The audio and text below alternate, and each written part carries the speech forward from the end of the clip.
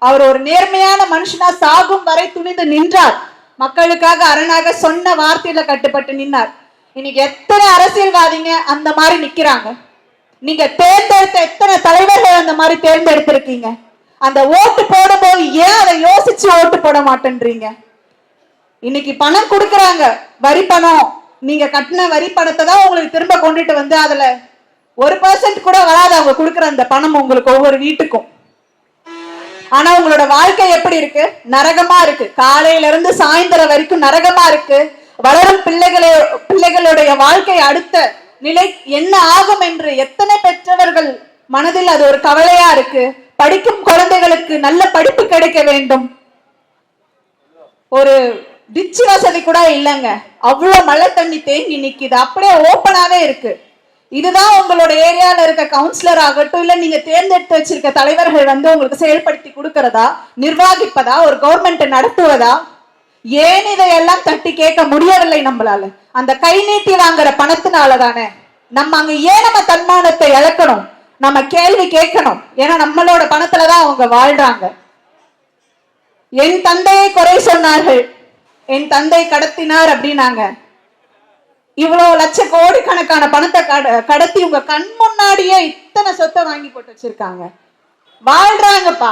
யாராவது அவங்களுக்கு ஏதாவது பேர் வச்சீங்களா? என் தந்தைக்கு வச்ச பேர் மாதிரி. ஏன் உங்களுக்கு யோசிக்க முடியல? அந்த அளவுக்கு ஏன் யோசிக்க முடியல? காரை விட்டு இறங்க மாட்டேன்றாங்க. வந்தவங்களை தொடர்றதுக்கு கூட யோசிக்கிறாங்க. தன் மண்ணில் பிறந்த தமிழ் மண்ணில் பிறந்த மக்களை ஒரு தொட்டு பேசி அவங்க கிட்ட அனுசரணையா நடந்துக்க கூட அவங்களுக்கு அந்த அளவுக்கு கூட அறிவில்லாம நடந்துக்கிறாங்க. அப்படிப்பட்ட தலைவர்கள் நமக்கு தேவையா? அவர்கள் முதல்ல தலைவர்கள் அப்படின்னு சொல்றதுக்கு அருகதை இருக்கிறதா? யோசிங்க. ஒரு சமமான மனுஷரை சமமான நடத்த முடியல அப்படின்னும் போது அந்த மாதிரி தலைவர்கள் நமக்கு தேவையா? சிந்தியுங்கள் மக்களே. நாம் ஒரு தலைமையை தேர்ந்தெடுக்கிறோம் என்றால் எப்படிப்பட்ட ஒரு தலைமையை தேர்ந்தெடுக்க வேண்டும்? சமுதாய முன்னேற்றத்துக்காக சேவை செய்யணும். ஒரு மாற்று அரசியலை கொடுக்கணும். ஏன்னா இது வரைக்கும் கொள்ளையடிச்சவங்களை தான் பார்த்திருப்பீங்க. அரசியல்வாதினா நான் சொல்றேங்க, அரசியல்வாதினா இது வரைக்கும் கொள்ளையடிக்கிறவங்க. என்னோட கண் பார்வைக்கு வரைக்கும், உங்க கண் பார்வைக்கு வரைக்கும் எப்படின்னு எனக்கு தெரியல. கொள்ளையடிக்கிற கூட்டத்தை நீங்க ஓட்டு போட்டு அப்படி உட்கார வச்சிருக்கீங்க. கடைசியா நம்ம நிலைமை என்ன ஆகும்? மலை, மண், நீர், நிலம் எல்லாத்தையும் கொள்ளையடிச்சு கடைசியா நம்ம அகதிகளா ஆக வேண்டிய சூழல் வரைக்கும் விடுவீங்களா? நம்ம யோசிக்கவே மாட்டோமா? நமக்கு ஒரு மாற்று அரசியலே வேண்டாமா? ஜாதி, இனம், மதம் இப்படி பிரிஞ்சுதான் வாழ போறோமா?